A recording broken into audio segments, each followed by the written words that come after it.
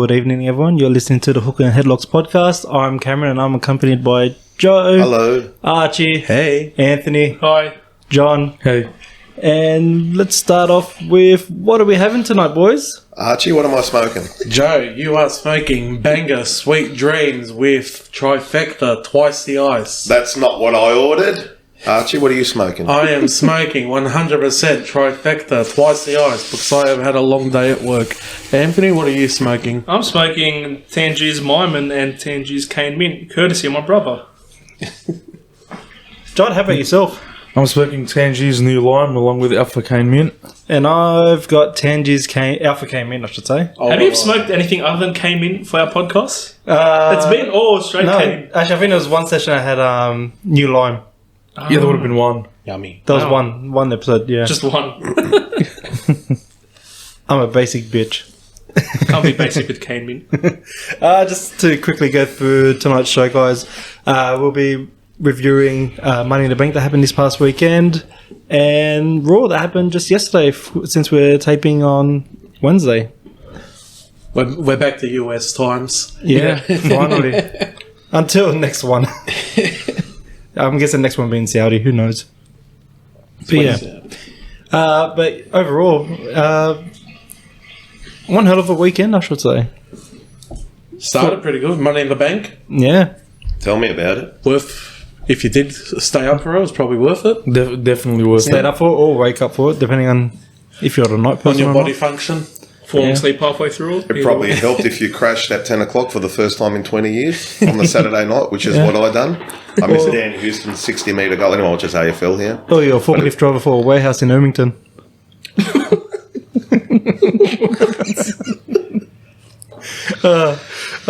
But yeah, we'll start off with the kickoff of Money in the Bank, which was the men's Money in the Bank match with Damien Priest as the winner. What's your guys' thoughts on it? So LA Knight was going to win, was he, guys? We all thought so. Well, Yeah. did I see that crowd when LA Knight was climbing the ladder? I think a couple of people were excited. Just one or two people. yeah. Would have been a few. Well-deserved Damien Priest. I see where they're going here. It's going to inevitably lead to a Judgment Day thing, which we'll talk about a little later when we review Raw. Great action. Arguably the best Money in the Bank we've had in quite some time. Actually, not arguably. The best Money in the Bank we've had in quite some time. Yeah, fresh faces all around. Helps when there's no former world champions in there. That's Yep. what I was saying last week. No former world champions. That's what Open you want. opportunity for everyone. Yep. Bit And of yeah, a showcase for the mid card. definitely. And to show what's coming for the future, especially for Damien. About time. Well, You're going to pull the trigger.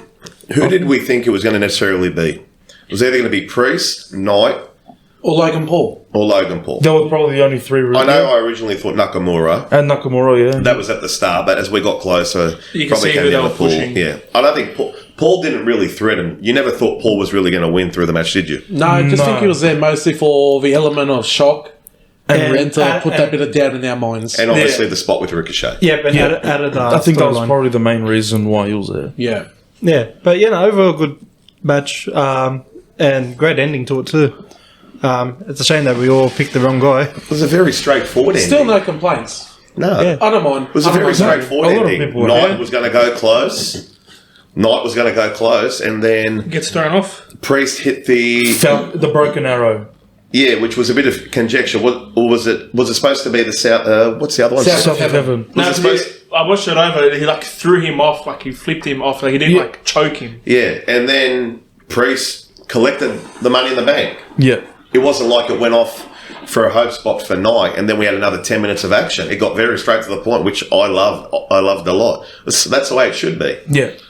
Yeah, and it was a great show putting too. The whole match went for about 21 minutes as well. Perfect Yeah. timing. Didn't have to go over Everyone got more their than that. spots in. It didn't feel like it was 20 minutes. Yeah, and it was a great way to kick off the show. And shout out to Ricochet for Saving somehow Logan Paul. saving Logan Paul. That was scary. Oh, that Could have been a lot worse than what it looked like on camera. It could have been a very But that nasty shows spot. how much of a professional Ricochet is and how safe he can make something be. Well, did Logan have a concussion? Because he went and got engaged the day after. Probably would have been. Are you saying men only get engaged because they're not right up in the head, Joe? Of course not. Okay. If you have a really, really good girl and a girl worth it, you should be engaged to her as soon as you can. I believe so, yes. I think Logan should still get sent out for HIA. So what happened with Logan? His legs got stuck in the rope. It was like, that's what made it scary. So when Was LA it really pushed- a botch? It was the takeoff.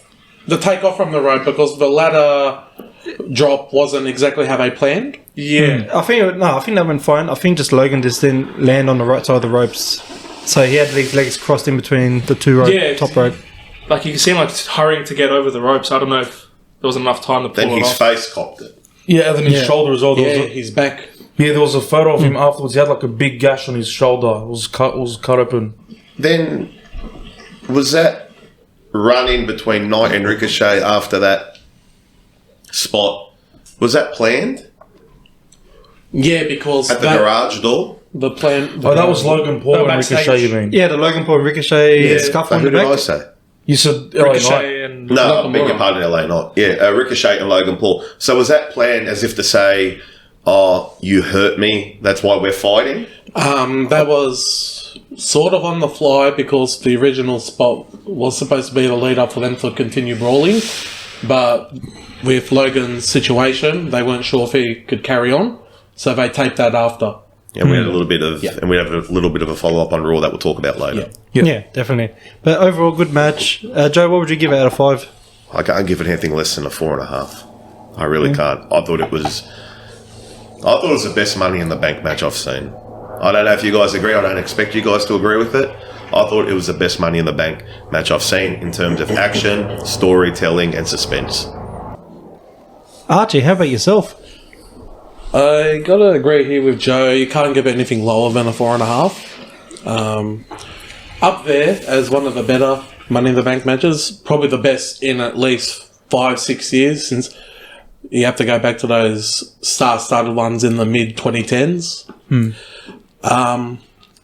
Little disappointed in LA Knight not winning, but you see the way they've booked Damian Priest over the last 2 years, and I've always thought, apart from that little US title run, he's been one of the more consistent performers they've built up in the last 2 years. And seeing, and I knew 2 years ago when they put him with Bad Bunny, I go, they're doing something special with Damian to put him in a high stakes match with the world's most streaming celebrity on Spotify. I go, okay, it does look like they are doing something with him, but they're going to take their time with it. I can see it coming to fruition now. Pretty good. Amph, how about yourself? Yeah, like we've said previously, can't give it less than 4.5. I would agree, one of the better matches for Money in the Bank I've seen in recent years. It's just good to see all these up-and-comers just get the little spotlights, especially with, like, LA Knight. The whole crowd was, like, on their feet for him. They kept giving these little hope spots, the crowd was cheering him on. Oh, sorry to cut you off, Ian. Him climbing up that ladder, that crowd behind him. You guys know I've been a bit funny about LA Knight. A lot of it's very tongue-in-cheek. That was ridiculous. Yeah. That would have been hard for them to swallow, seeing that and not have him win as well. That was unbelievable, that shot of the crowd behind him. And I'll let you have the mic again, Am. But you got to also take the fact that when he had a back and forth going with Butch, the crowd was booing when Butch was on the offense. The hometown. That says a hometown lot. boy. He's the hometown boy still getting booed. That's WWE. As much fluff as we give them, they will not be ignoring that. Well, that's their fault. Why they used Butch? They should have used Pete Dunne.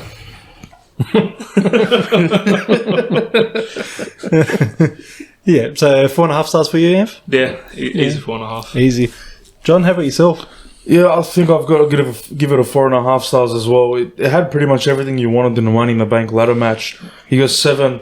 Well, not counting Logan Paul because he's already a huge name, but you've got a bunch of up and coming superstars. None of them have ever won a world title, so it's completely fresh. I don't think they've ever had a Money in the Bank ladder match without any former world champions, and it was great to see Damian Priest finally get a big rub, even though it was a bit upsetting to not see LA Knight win. Hopefully they've still got something for him, but Damian Priest winning, I think they're going to have something big for him. And like Archie said, I've been seeing it coming for a couple of years now with what they did with him with Bad Bunny, giving him US title reigns and Now, with him being a part of Judgment Day, you could tell that they've been waiting to give him his shot, and now he's probably going to be the next big breakout star. Before you go on, sorry, yep, go ahead. Yeah, I'm just very, very happy for him. Like, it's about time he gets his recognition. Before you go on, Cameron, John, Anthony, Archie, myself, need to give you some credence there. You called it. The superstar that has a feud with a celebrity goes on and on. Damien Priest is getting well looked after. Yeah. Good call, Cameron. Very good call. It's a reoccurring thing. Good call. Yeah. And I'll be quick on my rating. It's unanimous. 4.5. 4.5, yeah. No problems. Would have been 5 if LA Knight won. Most probably, yes. Maybe a 4.75. I don't want to be. I don't want to be biased. 5 to me. I know That's we're having a bit very- of fun. 5 to me is perfect. Yeah. So was it the perfect match? Arguably. No. Arguably. Close to perfect. It was close to. It's hard to call a match perfect. There's always going to be I something. know Meltzer has his 5-star rating, but he's also rated matches 6s and 7s. 7 3/4. That's never made sense to me. I thought it should just always be 5 stars if you want your perfect match. Yeah, the one that rates the matches 6s and 7s, and the shat on a turtle. We're calling you out, Davey. You know where we are. Next up, after that, was the shock of the evening, which was Liv Morgan, Raquel Rodriguez versus Ronda Rousey and Shayna Baszler. What shock of the evening? Didn't somebody on this podcast call it last week? Who would that be? At odds of 9.5 to 1 or something like that? Who was that guy? Oh, don't know. I gave you $7.50 to $1. But Yeah. the surprise, like I knew the turn was going to happen sooner or later, but I didn't expect it to happen. What, a few weeks after they won the title? Yeah. My reckoning Titles, I should say. My reckoning was. There's nothing wrong with stuff happening that we're expecting or stuff that should happen if we're all to believe this is real, which it's not. As much as we'd like to believe it is, it's still real to me, damn it. But what was going to be the purpose of Ronda and Shayna going over there and just beating the living you-know-what out of Liv and Raquel? I couldn't see it. I couldn't see it. And I thought, unless there's a run-in or something, I said, I don't see them continuing on just because of that match. But given like history, whenever someone loses the title without actually losing it, whenever they get the title match back, they never win it back, really. Yeah, like Finn Balor, for example. Yeah. That's Maybe they learned their lessons. That or they're going to dissolve the titles. That's what's been No, I said. think they I still stick by getting rid of it and having 2 mid-card women's titles. Well, the So no former... tag team. Sorry, Archie. So no tag team titles for the women. It's not dense enough to do There's it. not enough Well, women's the tag former, teams. the now former tag team champions beat the 2 up-and-coming tag teams from NXT. Yep. Other than that, who else is more credible than Shayna and Ronda on the main roster after they beat those 2 from NXT? There's no one else. There's no one else. I know Liv and Raquel are giving a good go, and the crowd seem to be pushing for them, but as we'll see on Raw, a lot of these women's teams are just put together and just throwaways. Yeah, that's something I've been saying. A lot of these women tag teams are just thrown together at the last minute. Yeah. Yeah. But yeah. Swerved. I thought maybe when Shayna attacked her, I thought, oh, they're going to throw the match out. Or is the ref going to call a no contest or something like that? But they took full advantage and handed the titles over. Well, here's a question as well. Was the original plan for Shayna to be heel after that turn, or was it always meant to be Rousey? I reckon they probably would have had Shayna be the heel, but considering the fans love to boo Ronda Rousey, and It's very hard And to they- have this conversation as well without having in the back of your head what we saw on Raw as well. Yeah. But yeah, I think the fans will go the exact opposite, and they will firmly have Shayna be the face. I don't have Between no the problem with two. Shayna as a Probably, face. I'm curious to wouldn't see how either. she goes as But a face her anyways, look- because As long she's as never been. dominant. Yeah. Yeah. As long as she's dominant. You don't But want she to could be still- 50-50 booking. She could still be the same character, just Yeah. that she dominates the heels. Cam, do you have anything? Do you have any belief behind that it had something to do with Ronda? The rumors of Ronda leaving. It's more or less likely. I think that's it. Once I read that made sense Yeah. to me. What was the rumors about her leaving? Her contract's up around just a bit after SummerSlam. So the plan is for Ronda to put Shayna over on her way out. Makes sense. Makes 'Cause- perfect sense. That's Even right after Amanda Nunes announced her retirement after her last match, the rumors came flying in the week after that Rousey wants to go back to the UFC. So I believe it it. is very possible that that's the reason behind it. But yeah, It came out of nowhere. but back onto the topic. It Swerve does. It was a good match, though. It was a good match even before the swerve. Yeah, it was actually. Relatively good match. I know I tipped it, but like most of us, probably including myself, thought, because when I tipped it, I thought, oh, it's a left field, it's a shot in the dark, but you still expected Ronda and Shayna to win. Yeah. Well, I did say a turn was going to happen, but I predicted it to be with the other team. Yeah. I expected Yeah. Liv to turn on Raquel. Nah, Liv is love too much. Yeah, I can see that now, yeah. And they want Raquel to be the top baby face in the women's division, it looks like. Yeah, definitely. Sounds like. But yeah, overall, what was your 5-star rating for it, guys? Quality of the match, the shock factor added a bit, and then the feel-good moment with Liv winning. You can add a 5.5 to that. Yeah, I'll give it a 3.5. Yeah. Yeah, I'd go around the same 3.5. Yeah, 3.5. It was a dominant match. Yeah. I'd imagine, yeah, I'd give it a 3.5 as well. Like the shock factor added to that a bit. Because like Joe was saying before, I think a lot of people expected Shayna to turn on Rousey, but we didn't expect it to happen like this, especially mid-match. But yeah, I think 3.5 is probably a fair way to go. Yeah, I'll be unanimous again. Yeah. 3.5. It's a very fair call. There you go. Yeah. We're all on side tonight, boys. One of the better women's tag matches we've seen. For something that only went for 9 minutes. Yeah. It was pretty decent. Enough time.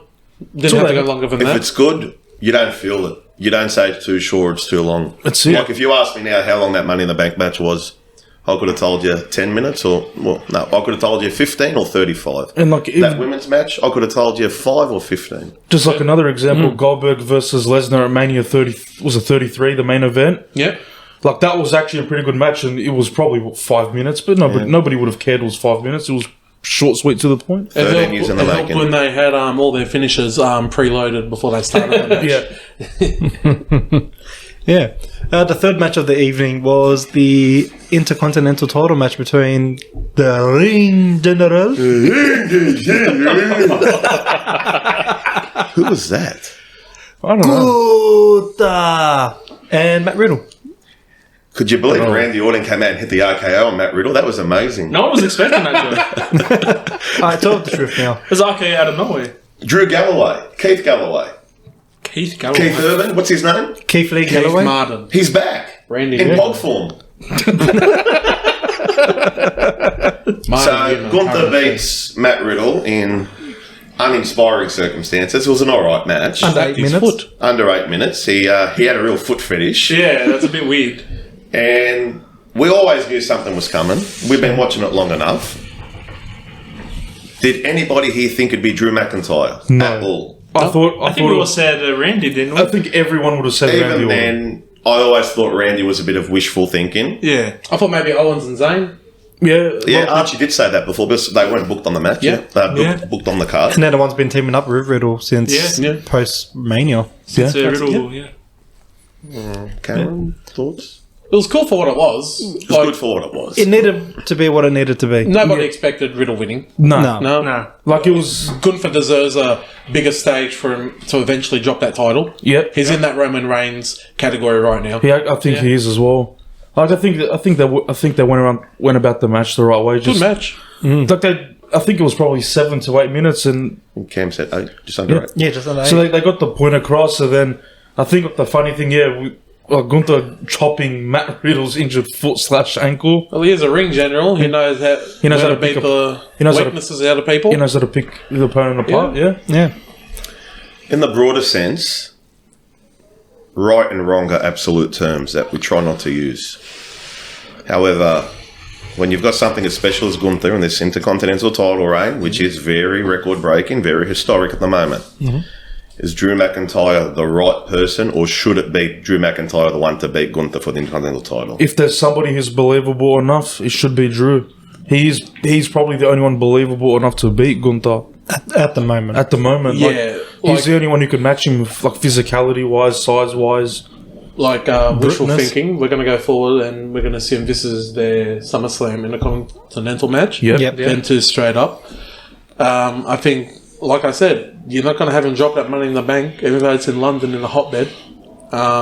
Drew's probably the only guy. I don't think he's beaten one-on-one. They've never had a one-on-one Yeah, match. well, No, they only had the like I said last week on the podcast, it might be in that category now where someone who hasn't lost to Roman cleanly is the same thing now. Someone who hasn't lost to Gunther cleanly one-on-one. McIntyre is one of those Drew's guys. the man, especially if they've re-signed him. I'm happy for it, but they have to have him meaningful. You can't have him floating around without a belt at the moment. He's a bit gone too far without a belt. Yeah. Yeah. And I know it's not a hands across America business where you have to keep everyone happy, but I dare say if there was no Cody Rhodes last year, Drew McIntyre beats Roman Reigns in Wales. Yes. I've got More no than problem likely. saying that. No. So could this be a bit of a compensation? Is it like Sammy's compensation of main eventing WrestleMania with Kevin Owens to beat the Usos? This might be Drew's compensation. Could be. Could be. Cameron, what do you think? Well, to be fair, It's pretty good compensation. To be fair, I think it was about a year ago when Kevin Owens and Sami Zayn were on the Kevin Owens show, and that was like the start of when Owens was delusional about Elias and Ezekiel, It was a little over a year ago. and Sami was delusional about being part of the Bloodline family. Yeah. So I think that was about a year ago now. Yeah. And back then I said we need to have Kevin Owens and Sami Zayn defeat the Usos for the tag titles. Yes, he did. I remember. I said it that far back. Yeah, he did call it. I remember. Good call. You think Drew's the man Yeah. at the moment? Drew so could be, far? but I actually want to see Gunther beat Honky Tonk's record first. 600. 600? I thought it was like 457 days or something like that. I can't remember what the number is, but surely he's pushing it very close now. Is the big, as much as we all like Drew, and we all like Drew, yeah? Yeah. Is the biggest story what happens with Gunther after this? Yes. Yeah. We said last week if Gunther's going to drop the Intercontinental title, he's going to go straight to main card, hopefully. Back to world title picture. That's what I said as well. As soon as he loses that title, he's going Archie, to go what straight is to world it? title. Archie, you got the Stand numbers? corrected. It was 454 days by the Honky Tonk Man. Yeah. What's he at now? He's Just over a year. So he's around 120 days off. Yeah. He'd be. A little, no, it's less. Rumble? No. No. What is here. it, 400 and what? He's on Honky is 454. Gunther should be. He's Gunther, only 3 months away then. Yeah. At the most. Survivor Series. Survivor Series. what is Gunther on now? Because he hit 1 year at the start of June. Gunther is on. So say he's on 380 He's going to be more than or 380. 390. It'd be close to 400. Very, very close. If there is someone that's going to beat it, it'll be him. He's on 389 days. But it won't be at SummerSlam then. If No, that is would if you they break want the to record go. just for the sake of the record? I'm still sticking to it because I've caught it for a long time. So it's He's only going, 2 months. yeah, I'm still sticking to it. He's going to lose it at Rumble and then win the Rumble. the same I night. think he is going to win the Rumble. Yeah. Next year, yeah. They won't do Cody 2 in a row. To go after the world heavyweight title. Yeah, that is the Raw title. That is the Raw If we're all title. still to believe that. To me, Cody's going if he after does win Roman. it, he'll stick to where his team is. Yeah. Yeah, that's a good way to get him a world title without Yeah. So with you don't- letting Cody finishing the story. So you don't think Cody will win the Royal Rumble? No, Let's Cody have a finds 3-hour another way. conversation about how Cody gets the Roman, guys. Come on, Cody let's start finds right another now. way. 3-hour conversation. This is the hard part because No, I'm Cody's joking, on the I'm other joking. show. I'm joking. No, let's not get into that now, but it's going to be very interesting to We see. need a superstar shake Yeah. up already. But let's wrap up this section of the match quickly. What was your 5-star rating, guys? If I take away the McIntyre segment that wasn't part of the match, I mean, I know we added a bit. Are we counting McIntyre? No, Or we're bell talking about the to match. bell. We're talking about the match. Well, it's different to what happened with Baszler and Rousey, which was actually on the bell to bell. I'll give it a 2.5. I'll give it maybe that's been a bit harsh, but 2.5. That's good. I'll give it a 2.5. Arch? Enough time for it to breathe, but not enough time for it to Have that be way. one of those top tier Gunther matches. 3. I give it 3. Ev? Yeah, I'll agree with Arch on that. The same reasons. Wasn't enough time to let him flesh out. Let me change. I'll go to 3. Thank you, Joe. 3. Yeah. John? I'll probably go 2.75 because it was only. You have to be different. All right, guys. John Milham's just hit the Spider-Man multiverse here. 2.75. We're going to have 1.3s in a second and 4.9s and 8 to the power of 6. Yes, we are. 2.75. Well, it's been a great concept, this podcast, Cam. Thanks for having us. No problem at all. All right. No, we'll wrap it up then, It was guys. good while it lasted. Yeah, remember, like and report and whatever you got to do to cheat your grandparents out of their money to get to John Bemilham and all that. Fucking. Oh, sorry. I'm not swearing on this. 2.75. That's anarchy, cuz. Why is that? I didn't realise we're going up like 2.5s now. All right, John, you can have your 2.75. Only because it's your birthday. Are you doing anything for your birthday? No, I'm not. Oh, cool. Cam, what would you rate the match? I'll give it a flat 3 as well. No, give it a flat 4.72 or something like that. Moving on, we've had the little grudge match between Cody Rhodes and Dominic Mysterio. Dom Dom. Oh, my Lord. Dirty Dom. Daddy Dom. Dirty Dom and Dirty Harry. Dirty Harry and Harry Mackay and Harry Dirty Maguire and Ben. Eddie Maguire and the rest of the... Quite a dominant performance by Cody, I reckon. Good. Finally. Yeah. I mean, finally someone to take his cast off. He's not injured anymore, guys. He took the cast off mid-match. Yeah. TNA means business.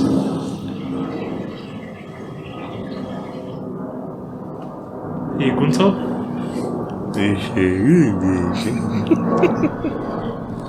Can't wait for the reports tomorrow to come out. Creative differences on the podcast between John and Joe. Man accused of stealing grandfather's money to fund the Porto habit. Yeah, Joe started the collision version of this podcast just to be away from John. 2.75, really? After all this work this bloke's put in? Fucking hell. Aid the catering pack. They had it DNA. Editana. No. Edema. Air 2. Air 2, Stephanie. Oh, are we still on? Yeah, we're still on. Well, I pal.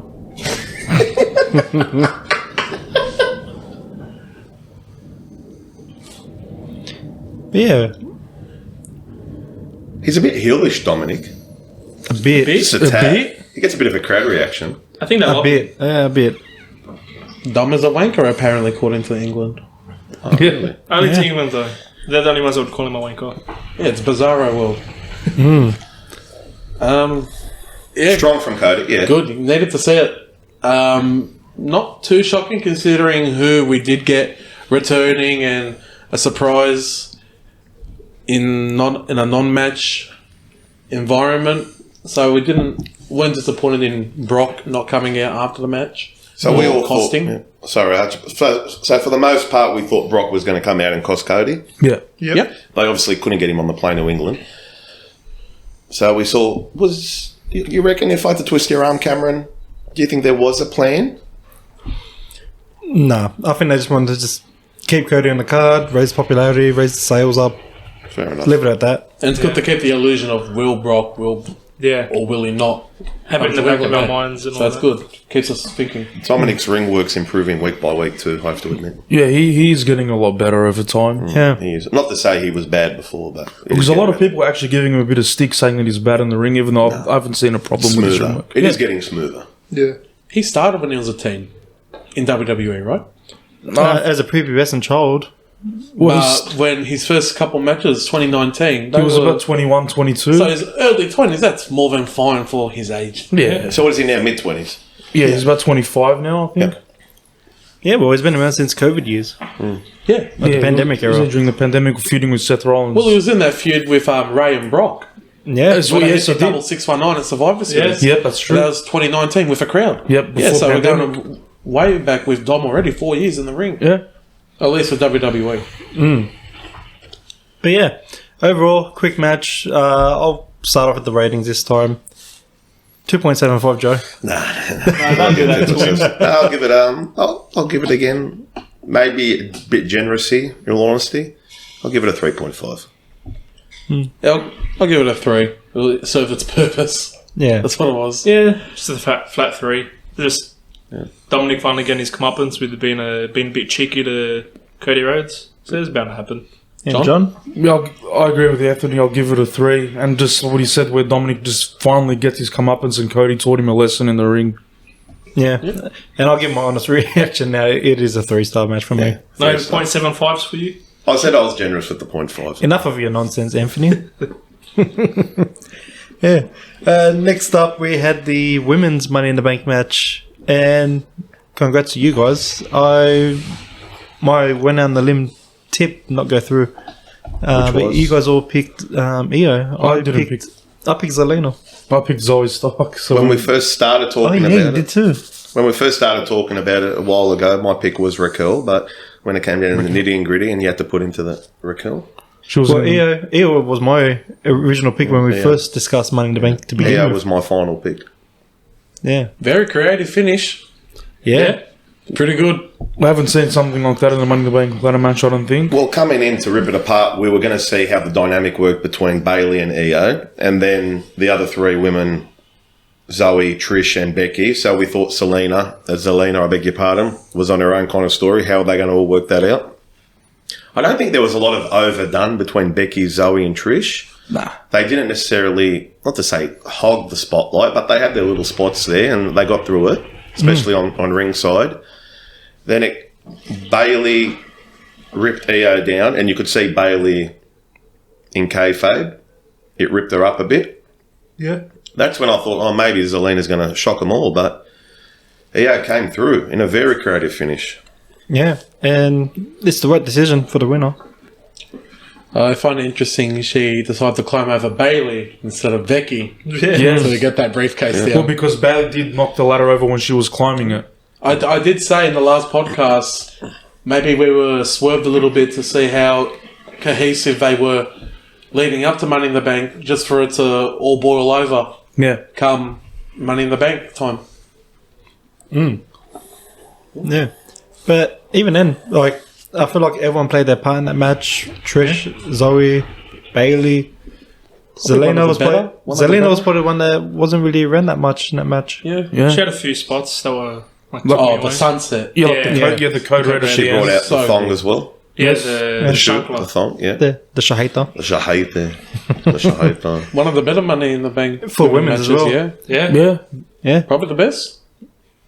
Yeah, I'd I'll put it there. I'd say, Yeah. yeah. I'd probably say so. Because off the top of your head, could you pick another one?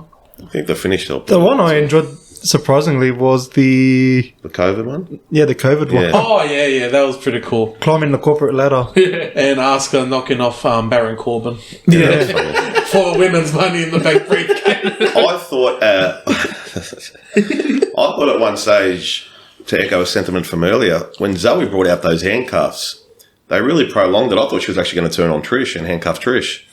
But she tried to handcuff Becky. How did Io then end up with the handcuffs? It was already on Becky's It was wrist. still on Becky's It was wrist. on Becky's wrist, that's right. And then her and Bailey were fighting on the ladder. Yeah. But overall, solid match. I'll give it a 4. Joe's thinking real hard right now. I'll give it a 4 as well. It's a fair call. No, nothing wrong with the 4. Yeah. Probably the best, in my opinion, the best women's Money in the Bank ladder match. Everyone played their part. You could have had 3 or 4 different winners and you wouldn't have been surprised. But the favourite, I think she would be the favourite going into that match and got a lot of love from the crowd in London. I'd give that 4.5. Yeah, not only that, it's actually the fan pick favourite that everyone wanted to win as That's well. what I'm saying, yeah, like especially going from Backlash in Puerto Rico, Yeah. you can tell she's loved around the world. Yeah. Yeah, what was your thoughts? I really enjoyed that. It was probably the best women's Money in the Bank I've seen. Very good to see Io win, obviously being the favourite and the crowd being behind her. But I also had a soft spot for Zelina there. Like, she's like the quote-unquote Ricochet. She's having her spots, making those viral moments, whatever. Very Refreshing good. Sarah's face as well. Yeah. Yeah. Very nice look. John, how about yourself? I'd have to give it a 4 stars. You couldn't really ask for much more from a women's Money in the Bank ladder match, and like Archie and Anthony were saying, it was probably one of the better ones we've had, if not the best. And then Io Sky winning was the right call because she's over with the crowd, and she's great in the ring, so it'll be good to see what she can do with that briefcase to see who she potentially cashes in on. And then also the impending potential breakup with Bailey. Yeah. And shout out to Io Sky, is now the second longest running Money in the Bank briefcase holder. Like, she's cleared it already. Yeah. She's Yeah. cleared second. So the only other women's holder to not hold it for less than 24 hours was Carmella. Carmella, For 287 days. 87 days. 87 days. Yep. Technically, Asuka held Held it it for 25. close to a month, but that was because it was during the pandemic era Pre-taped. and everything was pre-taped, month in the can old. So kayfabe, she only held it for one night. Because I always thought she held it for one night, but Yeah. it's like you said yesterday. Most people wouldn't remember it being a pre-taped Yeah. event from a month ago. Yeah, 'cause I I thought don't. Yeah. I thought that was live because I thought they only had WrestleMania 36 pre-taped and then everything after was live. Yeah. But it turned out for a month they were still pre-taping stuff. Even then, when you think about it, that had to be pre-taped, that whole corporate ladder Money in the Bank. Oh, there's no Oh, way. of course. Yeah. Especially with the cutscenes. Yeah. Yeah, How thinking quick they about could it, do there's all no that. way they could have done it on the fly. And how they killed Rey Mysterio. Money in the Hello, Bank. humble. And somebody else got thrown off as Alistair well. Black. And then when Alistair they went into Vince's office, Yeah. Yeah. of course that was pre-taped. Yeah, of course, yeah.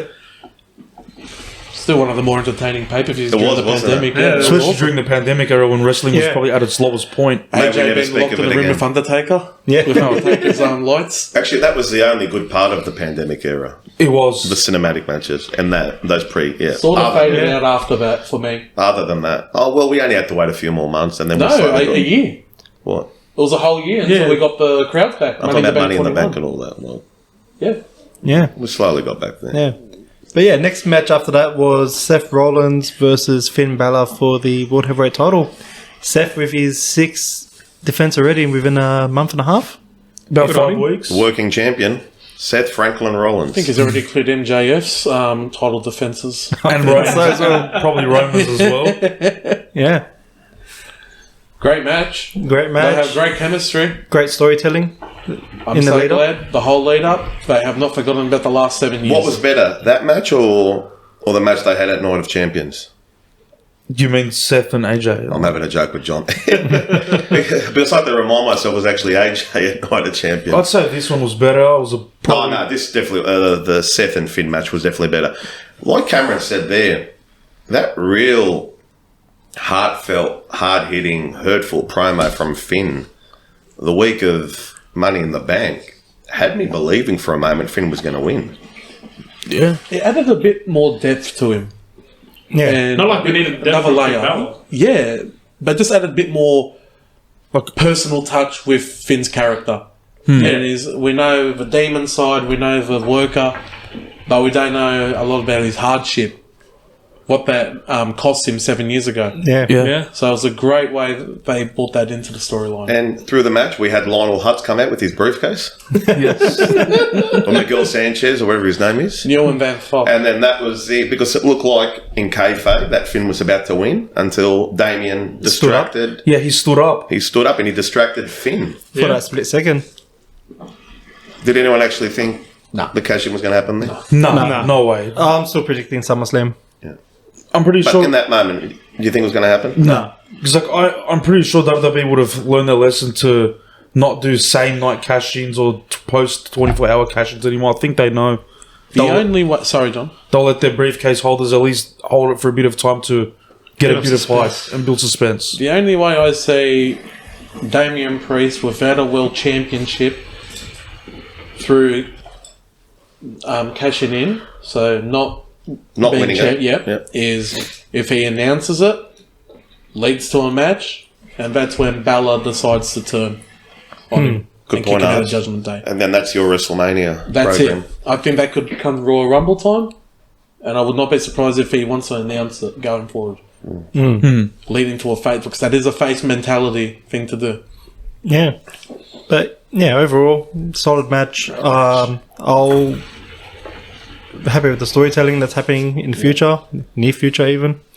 And yeah, Arch, what was your thoughts on the rating? Yeah, I'd give it a 4.5. Up there for one of the better matches of the night. Yeah. Like, you can't knock a lot of the matches on the pay-per-view, but you got Seth and you got Finn. Like you said, Cameron, a lot of great storytelling. Good build-up, a lot of heat. Crowd was hot for it. Good to see Seth still be the fighting champion. Definitely 4.5. And what about you? Yeah, I agree with 4.5. It's very good seeing those two work in the ring, especially with Finn being the heel and just having this like brutal look to him. It's just, I loved every bit of it. Yeah, I can't go 5. Obviously, nothing's perfect, but honestly, I loved every bit of it. Great seeing Finn and Seth work in the ring. especially with Finn being a heel and like having that brutal, more in-depth like character. Now after we've seen the promo from last week, it was just amazing. I can't say more. Just 4.5. 4.5. John? Yeah, I'd have to give it a 4.5 as well. You got two amazing workers in the match who know how to tell a story, especially what we've had going on between them recently on Raw. The way Finn Balor has developed his character a bit more as well, and Seth Rollins as well fighting through his like rib injury at the hands of Finn to get the win. And like honestly, I think you could probably have these two wrestle each other every week, and nobody will ever get sick and tired of it. Just honestly, let them go at it. Why not? Yeah. It's a great match. What'd you rate it again? I rated it 4.5. 4.5, yeah. Joe, how about you? I'll give it a 4. Yep. I'll give it a 4. Solid as they come. Two of the best ring workers of the modern era. We still don't know what the modern era means, but yeah, I'll give it a 4. And the storytelling there with Priest and the hoax cash in, that never happened and got Tez. I'll give it a 4, guys. Yeah, I'll give it a 4 as well myself. Yeah. This is the best Finn Balor I've seen. I said it down for the last few weeks. Wow. Since the start of the podcast, but I couldn't even take the guy seriously anymore. So do we call you Cameron Levesque or Cameron Khan or Cameron McMahon? Whatever you want, baby. As long as we don't call you Cameron Meltzer. Cameron jeez. No, you can only do it when I start doing 6 and 7 star match ratings. Cam Russo. I'll take that. And following, bro. and just to finalise everything at Money in the Bank, we had the civil war between the Usos and Roman and Solo Sikoa. Wow. Did we expect that? Did anybody expect That was, to be pinned? Technically, Anthony picked the Usos to win. Through a last... But Roman being pinned? No, I think Anthony said Solo would get pinned. I Yeah. couldn't ever in my whole life see Roman being pinned. Especially after what's been happening. Yeah, I don't think anybody would have expected him to get pinned until he loses those championships. How old are you, Anthony? 4 years old? Give or take. Somebody doesn't remember the end of days over here. He did give 2 subtle hints that he was going to be pinned. The Twitter post before the match, pinning Daniel Bryan and Edge at WrestleMania 37 on top of each other in a heap. And on the way to the ring, Michael Cole said in 3.5 years he has not been pinned. I don't think Michael Cole has brought that up in 3.5 years. I think the only guy ever brought it up was Baron Corbin. Even then, he should watch Baron Corbin. I'm not gonna have him rest in peace just yet, but he's coming good. He just burnt everything in NXT. Good match. Maybe a bit of overbooking. Reminding me of some very some slow parts, start. Some parts of Yes, a very the slow start. WrestleMania main event between Owens and Zayn. Yeah, that one. Yeah, but it was good. I think Solo's the unique one here. His facial expressions in promos through the matches He actually looked really amazing. frustrated during that match too. in kayfabe, or Who knows, but I think it is more kayfabe. yeah. Yeah, it's probably just his facial Just expressions. once again, they are his real life brothers. Correct? Yes. Yeah, they are his real life brothers on TV and they are. Sometimes Sorry. forget it. Yeah. You think he's Roman's brother? Yeah, Yeah. Yeah. Because he's always on Roman's side. So that gets underplayed to a certain extent. And they don't really... Probably on purpose. Underplayed? Yes. Yeah, they don't Probably really on hammer that home on TV. Yeah. Especially Michael Cole and Paul Heyman and... who's the other boy? Corbin? Wade Barrett. Hey, Barrett. Corbin. Wade Barrett. They don't really hammer home and they don't remind you every time Solo's up against his blood brothers. Do they want to remind us? Now, they've mentioned it a few times on SmackDown the last couple of weeks. They've mentioned that. But it's not like you're watching Jeff Hardy and Matt Hardy, who are real life brothers, and Edge and Christian, who are kayfabe brothers, and Undertaker and Kane. Undertaker and Kane, and the other two there, Devon and Bubba Ray. Yeah. It's not like that. You're not being reminded of it. Edge and Christian. Yeah. I said Edge and Christian. Yeah, that's true. Yeah, they probably don't mention it as much as what they did with those other guys. But yeah, Probably got something down the line to really hammer it home. yeah, I'd imagine so. Maybe for Down the line. SummerSlam or Whenever the something. solo turn happens. And they really went ahead with that whole Civil War tagline. That was the actual tagline of the match. Bloodline Civil War. What? A bit quick for me. To just call it Civil War right away and have the match. Well, I'm not having a go, but you're the one who thinks well, probably not now, but you're the one who was pretty adamant that we would have got a 4-way at SummerSlam. Yeah, because that was going under the premonition that Roman definitely wasn't being pinned. I thought, okay, I guess I have to fix up the prediction when we do get to it eventually. It's probably going to be Jay and Roman. Looks like more than ever now. Main event, Jey Uso. Held his own. Yep. He was a star on that main event. Well, he really pulled his weight. And Roman's frustration with the London crowd was pretty good too. That was great. How about the crowd chanting, "If you hate Roman, take your shoe off"? Yeah. It's almost Stand up, sit down. It's almost having some people starting to feel sorry for Roman, and then they remember what he's been like the last 4 years. The crowd are really hammering him now. Vulnerability. Yeah, Plays into it so well. yeah, like he does. Downfall of an empire. like he knows how to get the crowd in the palm of his hand to get the desired reaction, which is good. But yeah, overall, like it was a pretty solid match, and like Cameron said, it started off a bit slowish, but once the pace picked up, the overall quality of the match really picked up. I think with that match as well, you get some matches where you just want to, not so much fast forward, but you just want to see the end scene. How are they going to do it? Which is most matches, I guess. Yeah. But especially when the storytelling's like that, it's like, how are they going to do it? And they tease you. It's almost like a dance or something. A lot of that was, oh my God, what's going to happen at the end? Yeah. And one thing I liked was when Roman hit the spear on Jay, then went to pin him. Jay low blowed Roman mid pin, and that was a bit of a callback to when they had their match in 2020. 20? In 2020, I think I can't remember which pay-per-view it was, but Jay hit Roman with the splash, and he went to pin him, and then as Roman kicked out, he low blowed Jay. So like now the roles There's a few are callbacks reversed. in that match, yeah. So it was good. It was good to see that actually. Yeah, they're really reminding people this has been brewing for 4 years, the best part of 4 years. Yep. Yeah. But yeah, overall, solid match. Long-term storytelling once again. Paying off. Our favourite. Yeah, Michael Hayes doing it once again. The Yeah. Freebird. Yeah. I'll go. Jay, go what do you for rate it. it? I'll give it a 3.5. Yeah, I'll give it arguably a 4. Overall 4, match in general 3.5. Yeah, match in general 3.5. Yeah, Can I ask you, too much of a copy and paste? from WrestleMania. Or just from And Bloodline. certain Roman Reigns Well, matches? wait a minute. Sorry, I know we're about to get into the rating. This is what a few, not so much cynical people, but are we, in the broader sense, yes, but are we excited for the technicality of a Roman J feud, a wrestling feud? No, because I think we know what the result's going to be. Hey, they could turn, as much as we love Cody here, as much as we love Cody, they could have Jay beat Roman for the title. I said it for a while. It started with Jay, should end with Jay. Just Cody makes things so not complicated.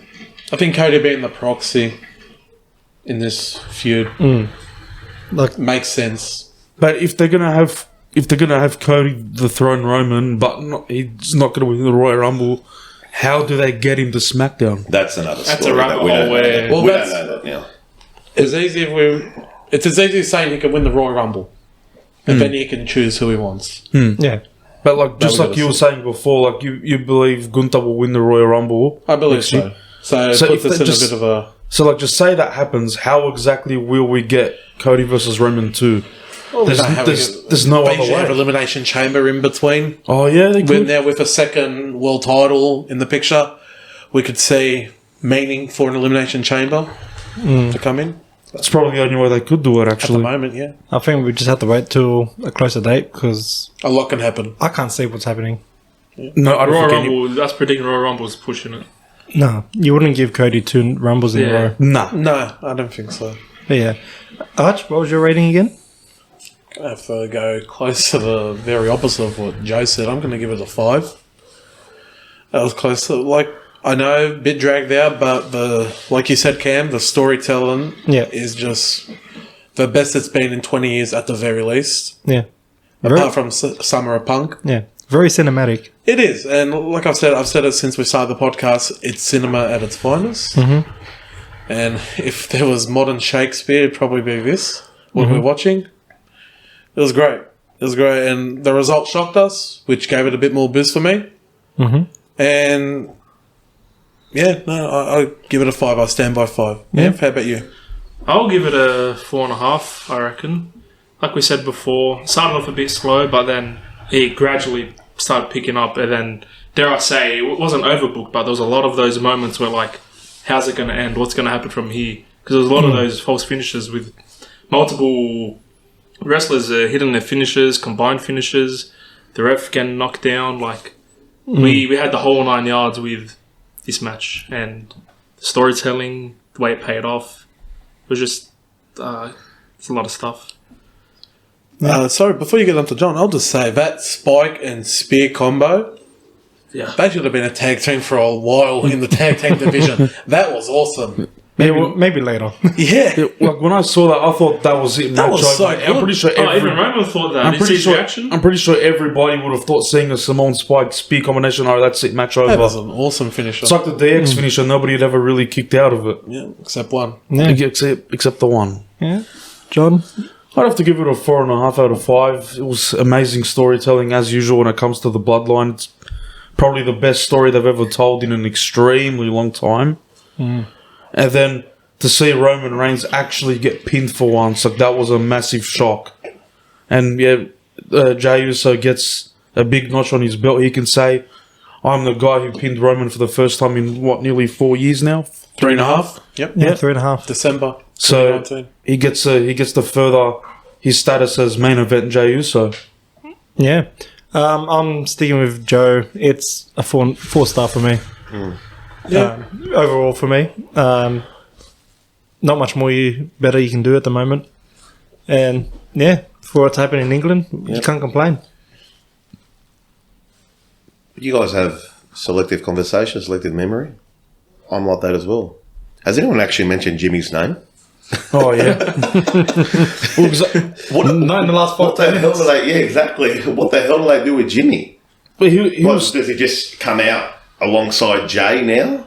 At the moment, yeah.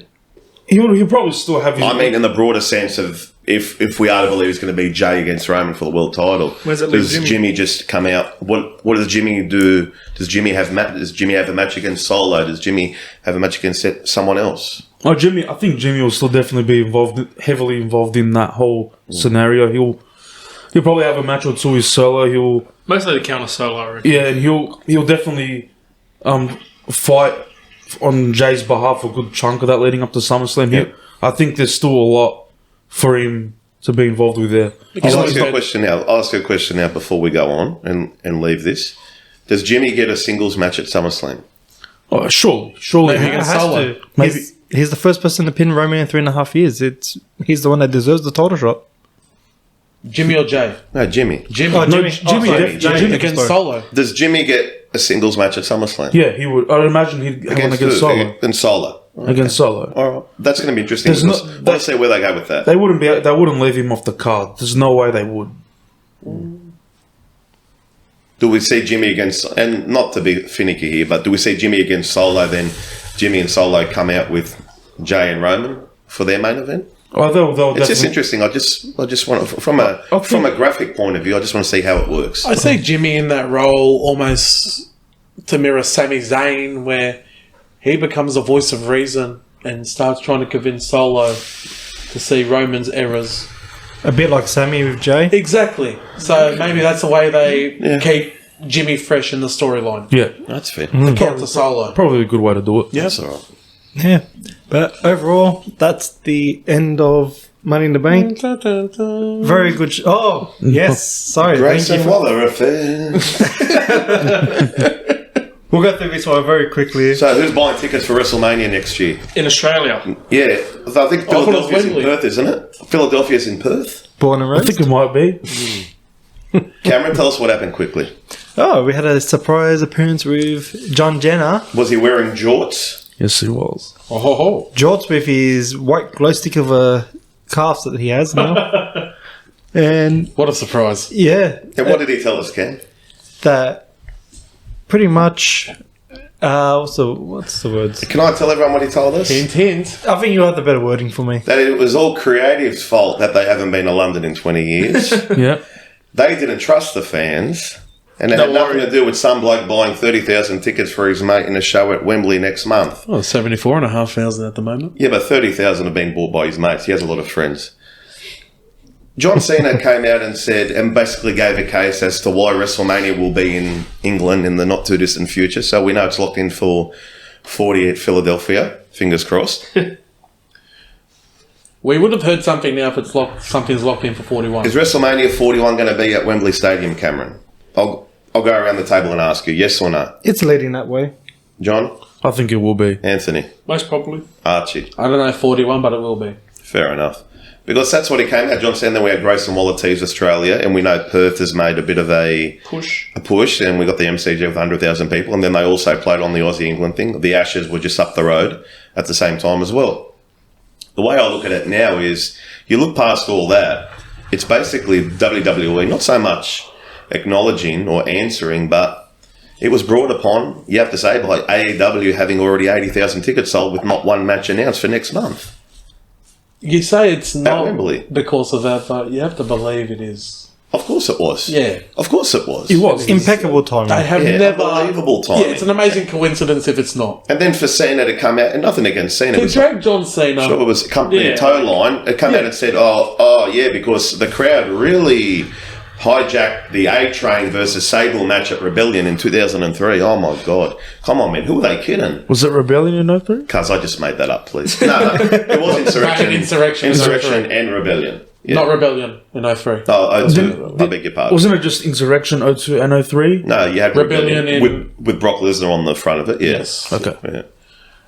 Yeah, so... Like you said, Cameron, it's amazing timing if it's has nothing to do with AEW. But they sent John Cena from America all the way to London just to say, oh, hey, we might be bringing the biggest event of the year over here. Don't worry about it. Yeah, but the reason we haven't been here is because creative didn't trust you guys the last 20 years. I think it's Give me a break. I think it's more than a decent shot. We'll see WrestleMania event in the next 2-3 years. I think it's definitely because of AEW. course it There's is. no way it's not. Quickly on the WrestleMania thing, I led to believe now going forward, in every 10-year block, I personally think 2, maximum 3, WrestleMania should be overseas. I agree. Yeah. Yeah. Like take one to England. Take one to like any England, other Australia, England, Australia, Canada. take one to Canada. Which place in Canada could? Oh, I guess Canada counts. Skydome. But North America, yeah. Winnipeg. Oh yeah, it's true. From Winnipeg, idiot. No, I'll tell you where. Scotchatoon. Oh, the door from Brock Lesnar's ranch. Yeah, just from like the Hardy compound. Brock Lesnar ranch match. But yeah, like take one to England. Maybe come to Australia, go Canada, and go like anywhere else in Europe. Japan, Tokyo done. Yeah, I'm pretty. Oh, the Japanese will definitely love it. See, they have a lot of opportunities because their fans are worldwide. There's a lot of big fandoms like There in is many India. countries. India as Yes, they already fan. Especially with NXT Europe coming soon. Yeah, there's a big So push. there'll be a bit more love for the European fan base. So that's a replacement for NXT UK. Yes. Yeah. Exactly. If they go to somewhere in Europe that's not England, they could probably go. They can go anywhere. Oh, France, Spain, France, Portugal, Spain, Italy. Germany. Germany. Oh, Camp Nou. Germany would be big. Where? WrestleMania Camp Nou. Oh, at the new camp. Ooh. At the new camp in 1999 on Matt Busby's birthday. It was party time. Video. We got to the treble first, guys. Anyway, Nobody remembers your treble. For door stoppers. Alright. We've gone on too long about this one now, but overall, Money Bank, amazing. I think it's Awesome. fantastic. I think it's the best pay-per-view so far. They've been on Yes, fire since the start of the this year. Yeah. Wow, big call. Got no problem with it, Cameron. It's up there. They've been on fire since the start of the year. They've been on fire for a year. Yeah. I think it's coming up to a year now. Every pay-per-view's been Thank quality. God for Triple H. Well, thank God for Vince, and Vince his not urges. keeping it. Yeah. Actually, true that. It's actually one. It is. SummerSlam. It's a year. SummerSlam been a 1 year for Triple H. Yeah. Yep. That's where it all started. Damage control. Yeah. Yep.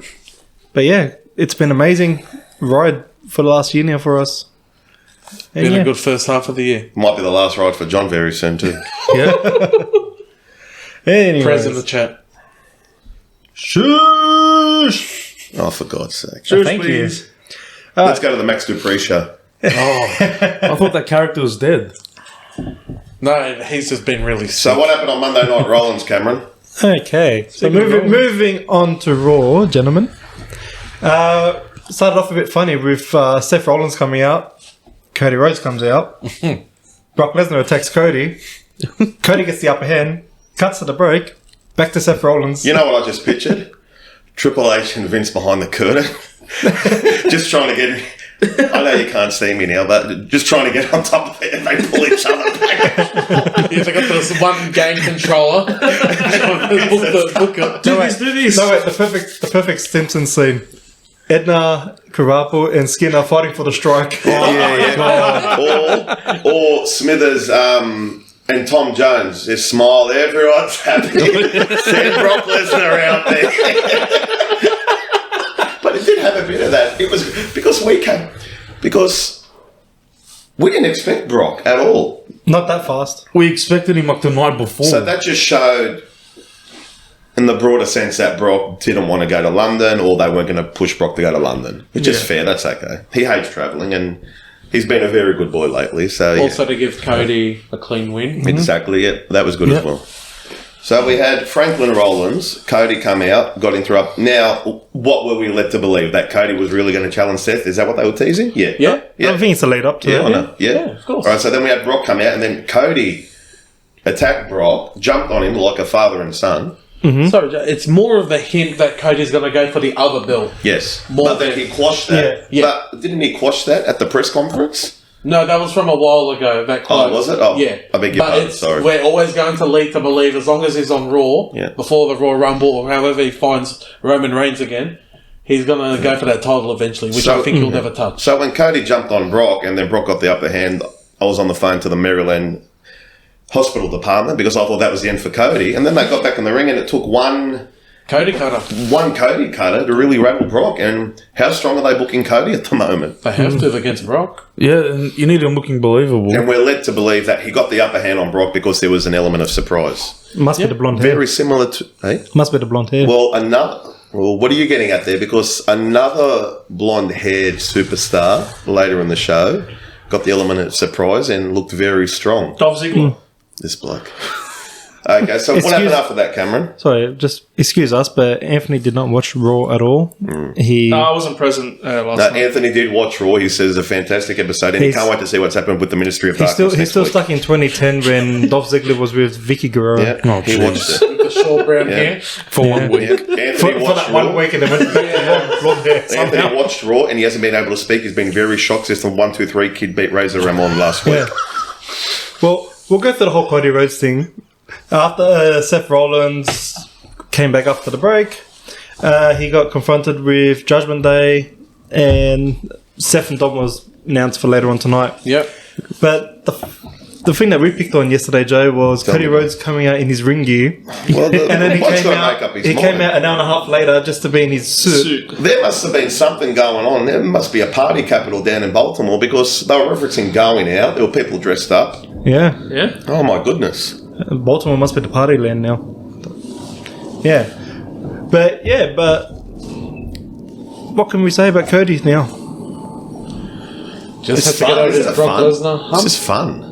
Yeah, Cody, it's just in fun. general, Cody, How good are the crowd? he's the guy. I know Rollins has the belt on Raw, but he's the full-time star you want to watch.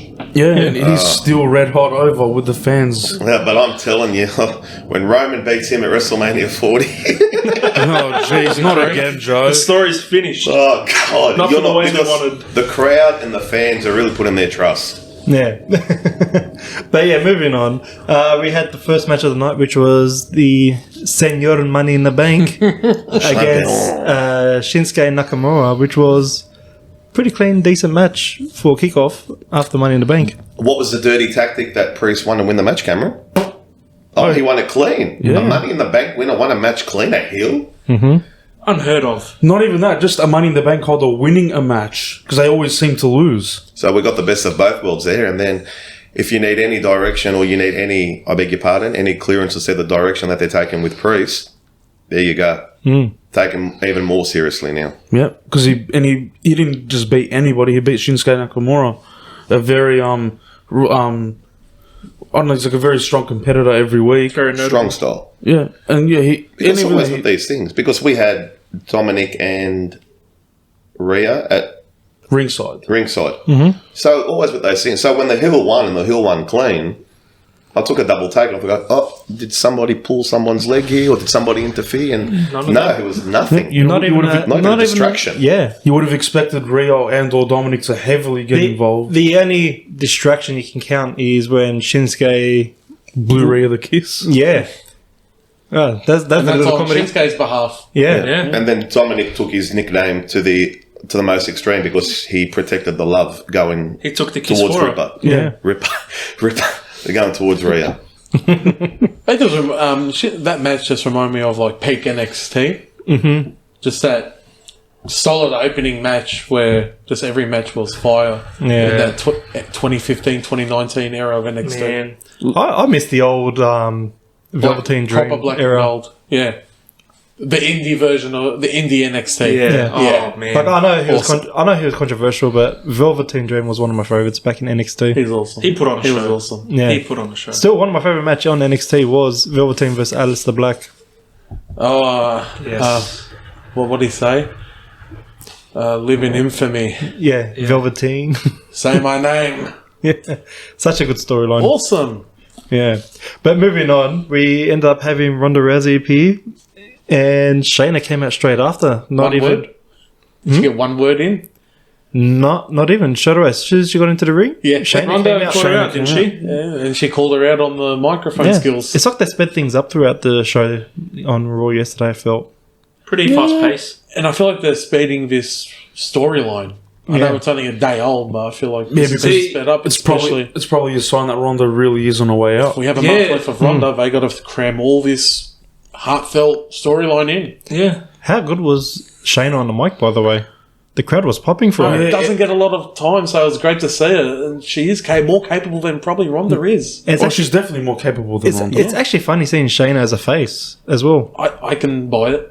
It's Yeah. like everything that she said was very, very face-like, and even the reaction she got from the crowd. It's not that she's booked dominant, how she should be, in like a NXT. You can take her as a face or As a heel. a heel. Yeah, Yeah. like just Because when It's Ronda just- first came in, she was dominant. Yeah. But we loved her at the start. it was then as soon as Survivor Series hit, the fans just turned on her. Yeah. But not only that, it's actually nice to see like that face touch with Shayna and cutting that heartfelt truth behind the mic It'd be Yeah. promo. Because like what she said, like she said how she had to scratch and claw for every opportunity, and then Ronda just walked straight into a WrestleMania match. That is true. Maybe I'm nitpicking here. Did Shayna ever, in that promo yesterday, actually explain why she turned on her last night out of all times halfway through a match, though? I think because No. Or she just clicked? I think She just clicked? She didn't, did she? We're Ash? led to believe she's a hothead. Yeah, after a certain well, she's always. That's why she chose halfway through her title Yeah. match. I don't know. Maybe Well, I'm because like she nitpicking said, there. she said somebody needed to shut Ronda up, so I think that was pretty much the explanation. To punish Ronda by losing the title. Yeah, like It I- didn't look like they had any like mishaps before. Yeah, that's No, what I'm yeah, saying. that was- there was Did no you notice that too? Yeah, there was no the miscommunication. only like sign of her turning was whenever Shayna was in the ring. Have you ever noticed that it was always Ronda tagging herself in? Yeah. So yeah. maybe one too Yeah, many yeah. times. Yeah, Hope to be point one can- too many times. Yeah.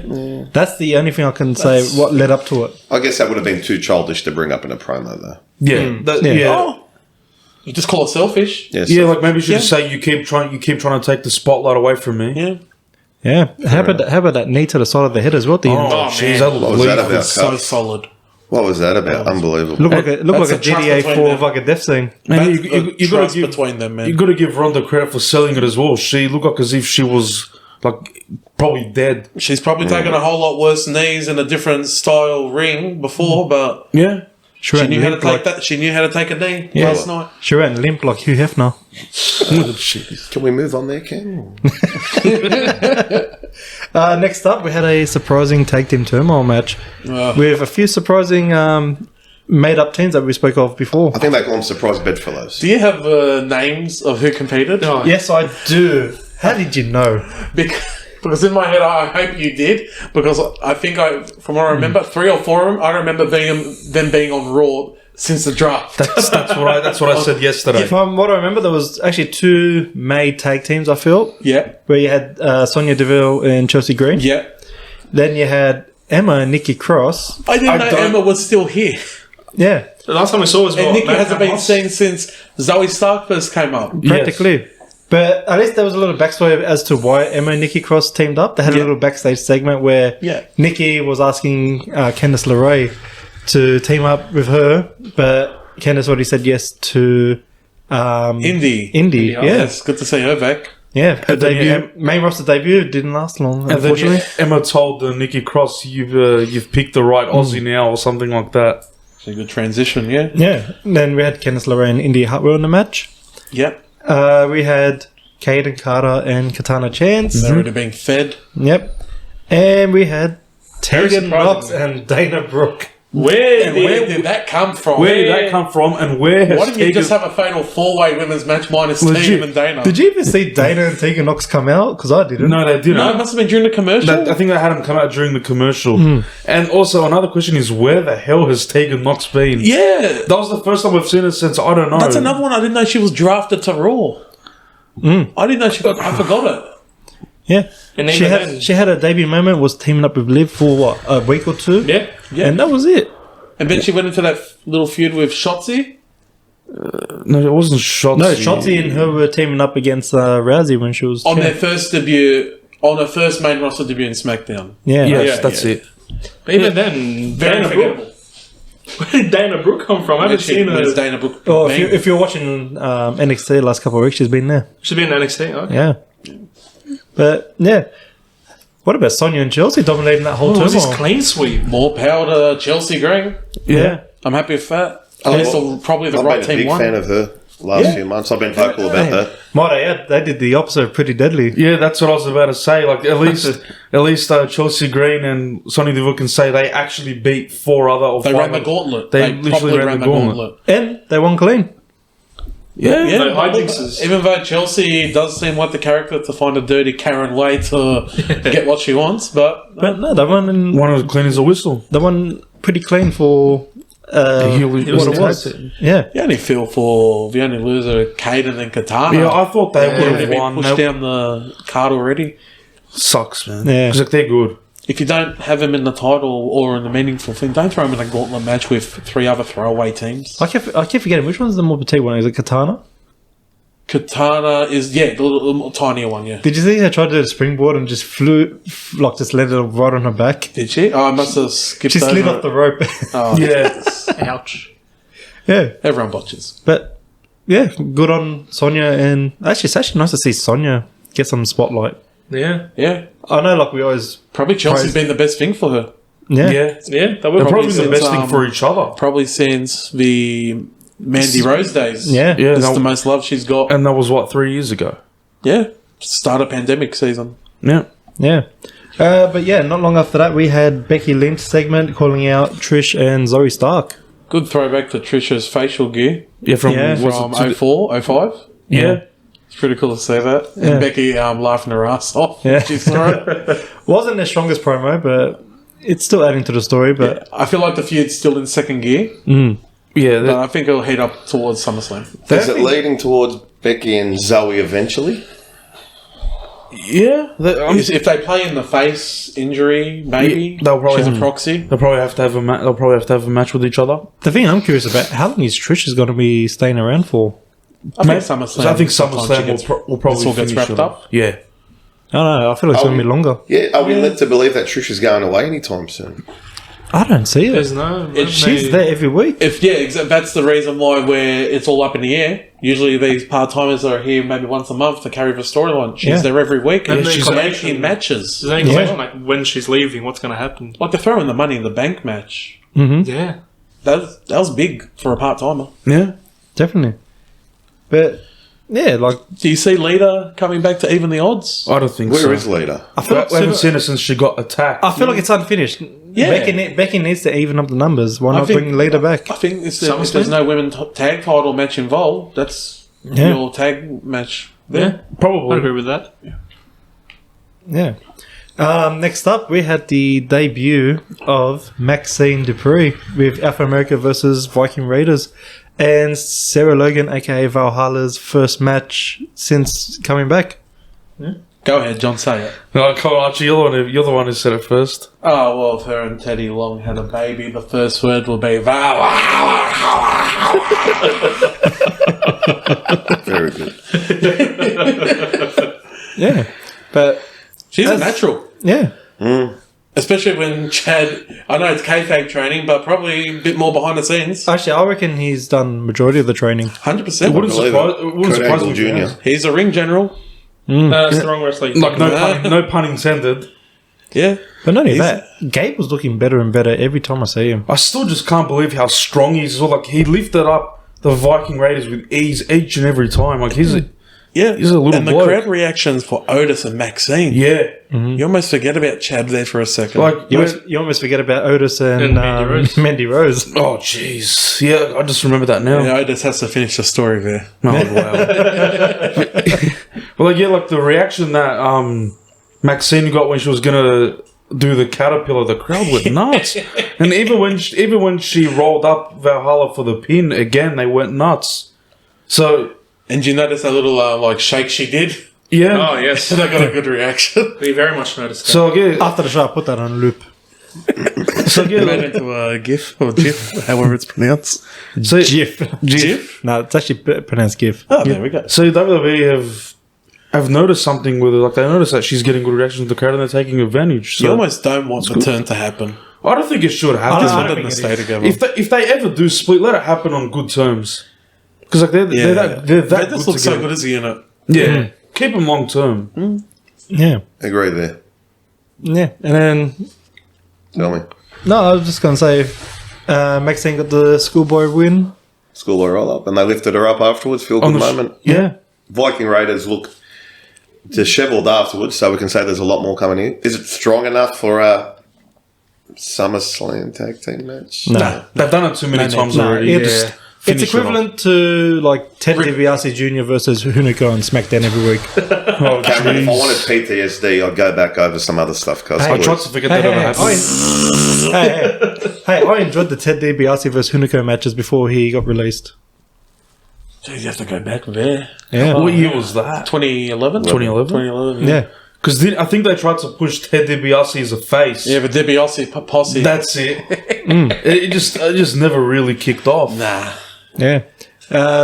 Joe, you want to start off talking about the other blonde hair that we were speaking of before? Natalia. Yeah. That match was announced when? They had it Last announced last night? week. Last week. So before Night of Champions. Yes. Yeah. I beg your pardon. Money in the before Bank. Money in the Bank. Yeah. And we were all under the impression that we didn't know what the hell was going on. Why would they be doing this? It's going to be another squash. Now, similar element there to when Cody... I've gone blank. Cody got the upper hand on Brock, even though Brock took control when he surprise jumped him when he went to confront him. So we had Rhea come out, and we thought, oh, here we go. It's going to be a procession again. Natalia's attacked her, and then that kind of gave the opening as to why it was a lot more competitive match. Is that fair to say? Is that what they were doing there? Oh, maybe just This to was a get back. fantastic match. Yeah, mate. Why the hell wasn't that? Why the hell wasn't that A Night of Champions. 2 nights before at Night of Champions in London? Was Natalia in London? No, she wasn't. That's the. I think that's the Ray match. didn't have a match. Rhea didn't have a match. That's the. She ma- had the title match on. No, sorry. No, that was Asuka. Yeah, it was. Never mind. Never mind. See, That's that, all right. like the match that Rhea Ripley and Natalia had on Raw should have been the match that happened at Night of Champions. Maybe it's a bit of a regretful book in there. Yeah. And maybe as well they were looking as well, I know I'm having a bit of the 33 here.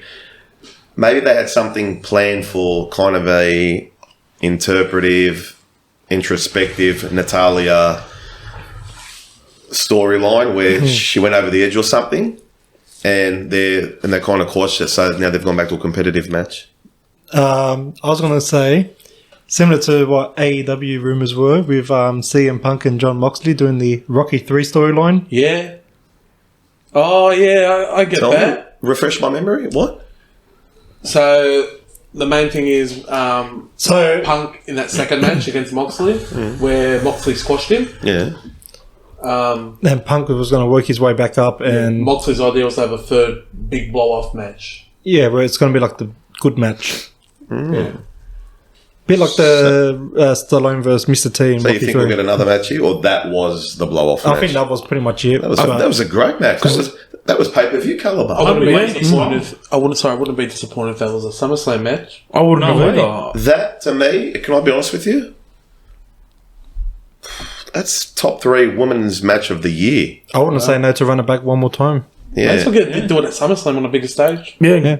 Give them 20 minutes. Could it be You know leading? what? Let Natalia pin her. Could it be? Or make Could her it, tap. could it be Seriously. leading up to possibly Natalia retiring soon? That's what I said a couple of weeks ago, if you With- remember. Yeah. With or without the title? Without Just her not having any just more. giving her one more big push There's a on bit a of high. momentum. Would you going. retire going, once again, we're speaking kayfabe, would you retire going that close to beating the hottest thing in women's wrestling?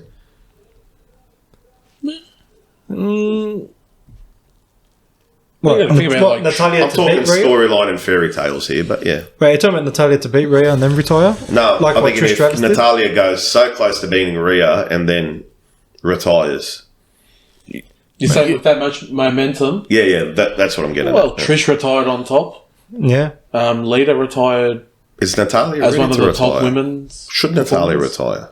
I don't know. I think she's still got a decent bit to offer. She's a good worker, but she just hasn't had How that do, personality. wrestlers retire these days? I can't think of the last wrestler to retire. They have to have a broken neck and Even medically then, you got to retire. give it a 10-year clearance Yeah. to see if they come back or not. Who is the last wrestler to retire? Undertaker. Triple H. Undertaker. Yeah, Triple H. take became Triple H retired official. Triple H forced into retirement. Yeah, it was. But his retirement was like done more quietly. Yeah, didn't he come out and put the boots down? Yeah, Yeah. When was that? that was WrestleMania 30. That was last year. Yeah, last year. Dallas. Sorry to get a bit off topic there, but yeah, I was saying that Natalia's going to be interesting what to say, but Well, she is one of the women's performers over the years who does deserve a big send-off. Yeah. So if she is announcing it, it'd be good to get a bit more eyes on her matches. And make it one of her best storylines in God knows how long since Beth Phoenix days. Yeah, Yeah, he's- the Glamazon days, Yeah. because like if she just say like she used to retire, like it would like if she was to lose to Rhea Ripley in her last match, it's not a bad thing. Like she Passing the torch. just exactly passing the torch. Yeah. And let's not forget, they even gave her the Montreal Screwjob, remember, against Charlotte? Yes. Oh, my, yeah, I remember We that. have a bit of a WCW throwback, Joe, if you remember that. I remember that. That was... Jeez, that was a while ago now. When was that? I think it was like 2014, 2015. Yeah, that was almost... I was about to say 10, but yeah, it's a good 7-8 years ago, isn't it? Mm-hmm. Wow. Yeah, that was interesting time. And they had to bring back that... the ref was a Flair. Yeah. Lil Nate, Little Nate. Chad Robinson. You also remember, was that time when Sting was around? What, back in WCW? No, when the Natalia... I just think for Close some- to it. Yeah, 24, yeah. It was Are you something talking about their feud in NXT? Which feud? Natalia and Charlotte? I don't remember that. Where Rick and Brett were in their corners at the NXT pay-per-view match? Oh, yeah, I That was forgot about that. before. 2014. Oh, that might have been it then. Before Charlotte got called up. Yeah, there you go. No, they actually did a Montreal Screwjob on the main roster as well. Oh, so you're talking about the main roster feud? Yeah. Okay, I yeah. have to go back and look at that. So, be about 8 years now. Something. Yeah. Something like That's gone that. quick. Yeah. But yeah. That's good. Jeez, man. Charlotte, Becky, Sasha, they've all been main roster Close to 10. close to top 10 years far out. Yeah. Just Time when flies you when you're think having time fun. goes. And Becky, I can't forget Becky. Yeah. Wow, man. Did you guys ever see the video of Becky Lynch's NXT debut? Yeah, she was a tap dancer. Yeah. Oh, Yeah, she yes. was an Irish tap dancer, yeah. She was the Irish house. Just talk about stereotypes. Unbelievable. Yeah. Yeah. We'll move on just to finish this off quickly. We only got a few segments left. We had the Ciampa and Miz vignettes for them feuding with each other. Bit more depth to it. Yeah. Yeah. Yeah, I like it. I like that bit of explanation. We're getting old school Miz from like 10 years ago. That's what I was Yes. about to Bit say. more Like, serious now. This will be a common theme with me. Is it strong enough for a SummerSlam match? yeah, you give it a bit more build up. Yeah, I'd like to definitely. give it another week or so just to see how it goes. Miz and Ciampa? But the more this goes on, the more I tend to believe they were literally just holding on. Miz was a placeholder until Ciampa came back to start this feud. That explains some of the Miz's booking. Exactly, since the Dexter Loomis days. Yeah. And throwback to Miz bringing back that he was already told that he was, what was it? He was a coward before. Brian. Miz said good call, Cameron. Miz said the last guy who called me a coward isn't here anymore. Yeah. It was a very good promo from the Miz. Like, This is the Mr. Rush days. Yeah. God, I miss him. Oh no, it's not the same, but at least it's back now. You forget he won the world title only 2 years ago. 2 years ago, 3 years ago, yeah. Well, he was only a transitional champion. Of course, yeah. Yeah. But moving on, we had Matt Riddle versus Giovanni Vinci, who had his first singles match ever on the main roster. What a good-looking bloke. Riddle wins Matt Riddle wins pretty quickly. Yep. And then soon after, gets attacked by Imperium, and Drew McIntyre came back. Again. It's the lead up. It was basically a lead up for McIntyre again. If they had the reminders from Money in the Bank. Well, to lead up to a tag team match next week. Well, a cleared house. Yeah, Gunther there. Gunther didn't exactly come to the aid of his mates, did he? Am I the only one that thought that was interesting? He's showing a bit of fear against Drew. Yeah. Pick on someone his own Am I the size. only one that picked up on that? No. Gunther just stood at that On the apron. I noticed it. Yeah, he was like, Yeah, he didn't exactly come in and he help was the hesitant boys. to come in. Yeah, compared to like when the Brawling Brutes and Sheamus and Gunther were face to face in the ring, and the other two were going off at each other. Yeah. The other four, I should say. Yeah. Great to see Drew. He can pop a crowd. I still want him to go back to his old gallantry theme in NXT. Oh, the longer bagpipes one, yeah. That's So much better. I hope he doesn't come with the sword anymore. Well, it looks like Oh, he's please. not. Hopefully, he doesn't use it. Go back. To, Yeah, well, if we go back to 2020, we'll Drew know when he McIntyre- wrestles if he comes out with the sword. Well, I'll or probably not. have to see next week. Just go back to the leather jacket. Yeah, like The goth look is awesome. if it's Even as a face. like if it's I just don't mind him being if the it's face. just the WWE champion Drew McIntyre, perfect. He did carry. Him and Lashley did carry 2021 Yeah. and 2020. Yeah. But yeah, that's pretty much all we can say at the moment. Watch Yeah. this space. Watch this Next week space. they got a match. I'm pretty sure. Drew and Riddle. Yeah, looks like they'll probably have a tag team match. Yeah, they in the backstage segment. Yeah, they did. They had a backstage They segment went to the bar afterwards. to have a few points. Yeah. Yeah. Funny enough, this kind of moves Imperium away from Sammy and KO now. It's good. After what's happened since before Yeah. Money in the Bank. Bit of overexposure. Sammy and KO. No, but that feud. You don't want to give too much away. Yeah. Necessarily. Bit of a placeholder. Yeah. Don't know. So, so. I think maybe they'll. Actually, come to think of it, we never got Sammy or KO on Raw at all. No, we didn't. No. And, I have the we got shoulders that. probably hurt from carrying the shows. we got that interview at Money in the Bank, and that's about it. Yeah. Yeah. I hope they're having second thoughts on that whole KO getting angry at everything. I don't like that storyline. Like I said, probably just a bit of too much overexposure of Sammy and KO. Yeah. You'll be a lot more happier when you see them on either SmackDown or Raw next week. It wouldn't hurt. Just give them a week off That's every it. now and They then. deserve it. Far out. Because they've been cornerstones for Raw for how long? And SmackDown. Well, for just for the company in general, Yeah, for how man. long now? MVP so far. Yeah. Yeah, definitely. All right. But yeah, moving on to the main event, which was probably the highlight of the whole night, even though it was a bit tiring for us to watch it last night. Yeah. Sleepy. Yeah. But we had the main event with Dominic Mysterio and Seth Rollins. And yeah, pretty much Seth wins by DQ with Priest attacking Seth at the end of the match there. Dom telling them to cash it in. Yeah. And then out came Finn, who's not meant to be there tonight. Who we hadn't seen. And that Yeah. It was in push. the whole night. Yeah. That push into Damien. To stop him from cashing in, yep. And it Bit too led, much on purpose. yep, and it led to further dissension between Priest and Bella. Had a bit of an argument ringside after all that was said and done, and then Seth takes his title and runs away while they're all Pedigree's distracted. Old And school. Pedigree's way up. Dominic ringside. Old school Monday Night Raw DQ Shamazel in the main event. Yeah. Yeah. Who's Haven't seen side? it a little bit. Who's with who? Honestly, I think that's the first DQ finish out of main events Yeah, since for a Mania, while. like before Mania. Feel like Yeah. it, yeah.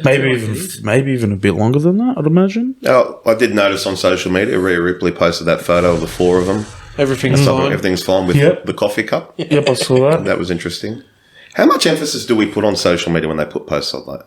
Well, I think people will it- probably put a The thing decent is- Should we A lot take of it people part dig of- into it. Anything that leads up to storylines is always on Twitter. Instagram is them breaking kayfabe, I've noticed. Yeah, I think Twitter is probably when they play into the storylines a bit more. Yeah, because they usually reference Twitter if they're having shows or whatever. Yeah, they never like Call reference out and things Instagram. like that. Yeah. Yeah. That's fair. Fair enough. At least, Oh, John Cena did. what? About The Undertaker in 2018. Well, He he did goes- it on Instagram or He Twitter. goes, you're not busted up because otherwise you wouldn't be posting workout videos on your wife's Instagram. Oh, yeah, that's right. That was cool. And then he got squashed in 8 seconds. Anyway, let's not.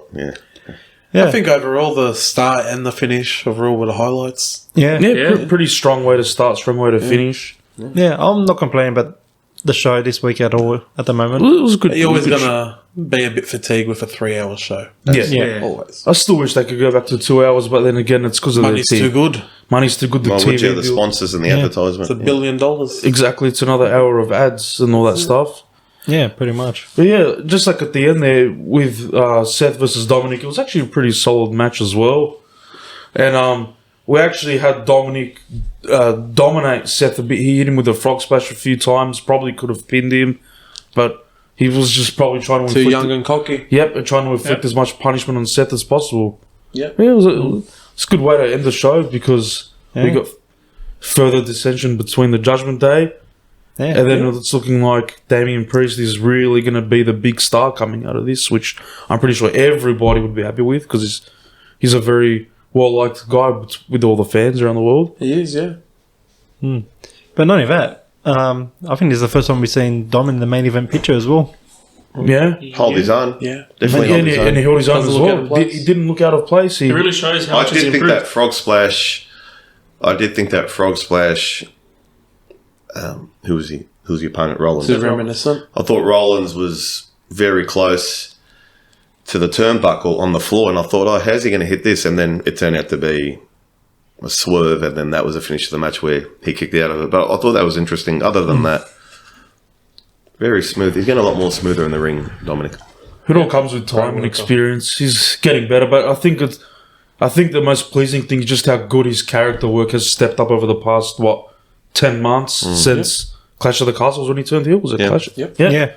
Because he was at the start. Obviously, he was just known as Rey Mysterio's kid, but he has more than stepped out of Rey's shadow. If I'm being honest, Of course. Yeah. and it's only going to do good things for him That's it. because he needs to build his own legacy in the company.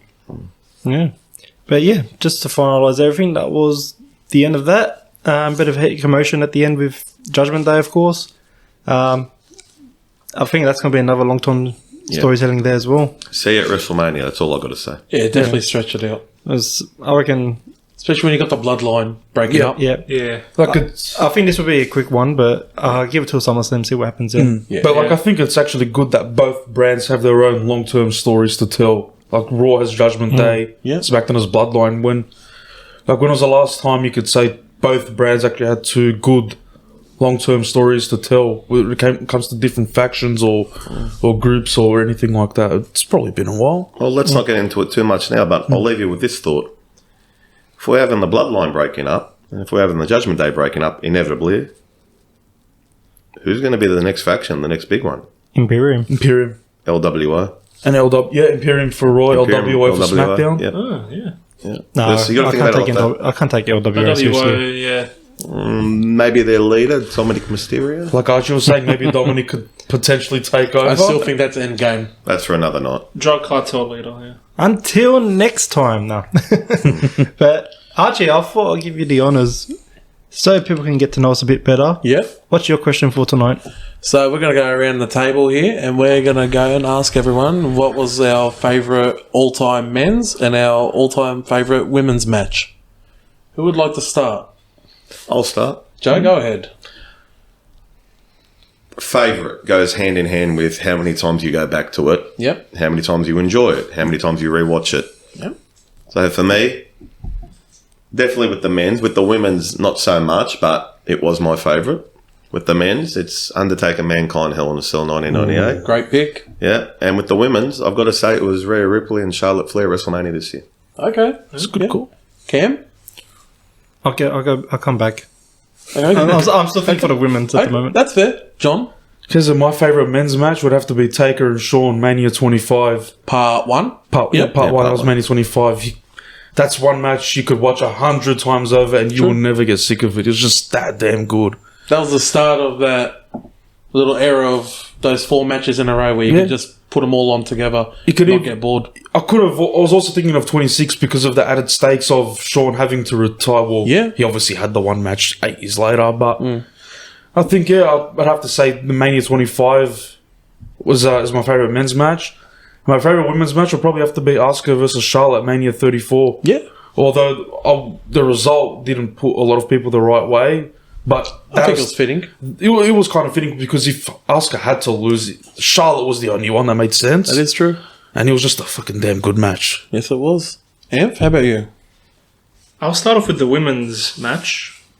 One that comes to me every time. Was this the first women's Hell in a Cell match? Was it Charlotte and Sasha? 2016. Is that the first? That was the... That would have been the first one. Yeah. Yeah. Yeah, it was. That match stood out to me. It was pretty good. That was actually a very good I match. liked it. That was when Charlotte and Sasha were just trading the title back. For month Yeah, after month, like I Cena don't like and to talk Orton. about that part of it, but yeah. I It's thought like that was Cena good. and Orton in 09. Yeah. As for the men's is a hard one for me. That was too many. Man, where do I start? Obviously, I'm going to put Rusev and Roman Reigns, Hell in a Cell. Oh, God. Right next to the Fiend and Rollins. And Yeah, right, so Oh, Fiend and jeez. Hobbs. No, like I said, my previous answer last time was probably Ric Flair, Shawn Michaels. Ooh, yeah. It's pretty good pick. Sorry. I love you. For me, the women's one I'm still thinking on, but I think I have to agree with Joe with Charlotte and Rhea at Mania. Yeah. Can't go wrong. I think that's probably the best showcasing of women's wrestling in a long time. It was epic. Yeah. Epic. For men's, Yeah. might throw you off a bit. It's in NXT. Yeah. It was the last man standing match between Gargano and Ciampa. Oh, man. That was so good. Oh, man. I had to think long and hard for that. It was either that or even Bobby Roode versus Shinsuke for the NXT title. Not Hacksaw Jim Duggan versus Canada? Billy Kidman on Thunder. I think That it was was one in Canada. Toronto, yeah. Yeah, that was a good one. Sorry, Joe, what did you say? Nothing. Go ahead. Hacksaw Archie. Jim Duggan versus who for the title? Nothing at all. Even Gargano versus Adam Cole for the NXT title as well. Gargano Andrade? Was it Andrade? No. No, another match. Gargano Andrade, was it? No, Adam Cole. No, but even Gargano and Andrade had a great match. Even Aleister Black and the Velveteen. Oh my god. Aleister Black and Adam Cole, the street fight. That was really good. Yeah. Even what else was there? It's actually one of my favorite. This is actually my favorite tag team match. Was when DIY versus 2 out of 3? was it 2 out of the 2 out of 3 between against what were they called? The back then? Revival. The Revival. Yeah, The that's it. Revival. I was going to say FTR, CMFTR. but that was my favorite ever tag team match. Where they both held each other not to tap out. And they Yeah. eventually, that was so good. But yeah, so many NXT moments that just outshine the main roster. Especially that era. Yeah, That kept it watchable. yeah. Yeah. But yeah, I think I'll stick to the last man standing match. Yeah. And you went with Charlotte and Rhea from this year? From this year. Sure. For me, my favourite women's match, I have to agree with John, was the Charlotte and Asuka match. In my opinion, the greatest women's match of all time. Close to perfect. Probably was perfect. And the only one to break the winning streak, it was Charlotte Flair. She is the greatest of all time in the women's division, in my opinion. Yeah. Men's, I probably still watch this at least once a month. And thank God they put it on YouTube so I don't have to go through binge and all that. The Hell in a Cell match between Undertaker and Triple H from WrestleMania 28. Oh, yes. Where the streak should have been broken. Well, when we all The thought it was... DX finisher. Oh, yes. And the end of an era. The great, with Sean as a special guest referee. He had his hands on both sides there. He didn't know how it was going to go, but he called it down the middle. It was fair. It was probably, in my opinion, the best match I've ever seen. Yeah, especially for that generation of No talent. problems. Yeah. Yeah. Especially the ages they were getting to. Yeah, The punishment they put themselves through. And that all included without going outside Hell in the Cell. Yeah, they actually stayed in the ring the whole So good to see that. In the Within the structure. in the Yeah. structure. When was the last time with the Hell in a Cell match they actually went outside the structure? It's been a while, hasn't it? Dean and Seth. I swear the last. they've been out more. I swear They've the- been out before then. I swear the They've last. been out after. I think the last time I remember, I swear, was probably What the Shane fuck? and Undertaker at Mania 32. That's the last time I Shane remember. and Kevin Owens, Yeah, actually, it would have been 2017, No? where Kevin Owens got saved by his angel. Oh, yes, that's right. Yeah. We never thought we'd see The that. heel turn, yeah. Yeah, That was good. yeah. A lot of good, Good picks matches. all around. Yeah. I guess for the ones that don't really watch but listen to our recordings every week, they should give those matches a go. Yeah. I'm pretty sure you can find most of them on YouTube. If not, Or at least the highlights. yeah, Definitely, yeah. definitely. But yeah, Joe, I can see you're getting a bit tired there. Did you want to just finalise everything for What us? is it, Mr. Sleepy? You calling me tired? No, I didn't, Archie. Thank you for asking. What am I doing? Oh, the send-off. Yeah. The What do you got for send-off. us this time? Nothing. Don't watch our podcast. Don't listen to it. Is this reverse psychology? Don't like it. Don't subscribe it. Don't report it. Who wants to listen to John B. Melham? Are you serious? The bloke screwed me out of the KFC catering pack on his birthday next month, or whenever the hell it is. Anyway, Archie, take it from me. I'm too upset. All right, guys, I'm smoking twice the ice by itself tonight. Can we end this show, please? Let's dig in a little bit for me, all right? Let's get that revenue up. Come on, guys. Archie needs his tobacco. Because there is a packet of our Fairhead Magic Love on the table. That's how bad we're going at the moment. Times are tough. And English Lord and Blue Eyes. Edge Lord and John's an Edge Lord. And banger Yes, I after am. banger tobacco. That's shame. Seamus probably And then made we've got that. Alaskan Ice. And Cameron, finish off this podcast, please. Like, comment, subscribe. Please, we need to buy Joe a bucket of KFC just to cheer him up. Numbing all my pain. Don't forget to comment, answer any quizzes. Well, not quizzes, but Fan interaction. yeah, Slide be into our shy. DMs. yeah. Don't be shy, guys. We need you. And women. We need you as invested as the fans were at Money in the Bank. All right, Yeah. Cameron, we need to end Yeah, this we need podcast some now, funding to please. start John's OnlyFans as well. Yes. Actually, I don't want to see that. Only You say public. for free in the course, it's your bedroom. No, I do not, Archie. Yeah. Yeah, It's your brother, you jabroni. exactly. I don't want to see that. That kind of plays out, bro and jabroni, yeah. Anyways, have a good night, everyone. Bye-bye. Good night, everybody. Bye-bye. Goodbye, everybody. Bye-bye. Bye-bye.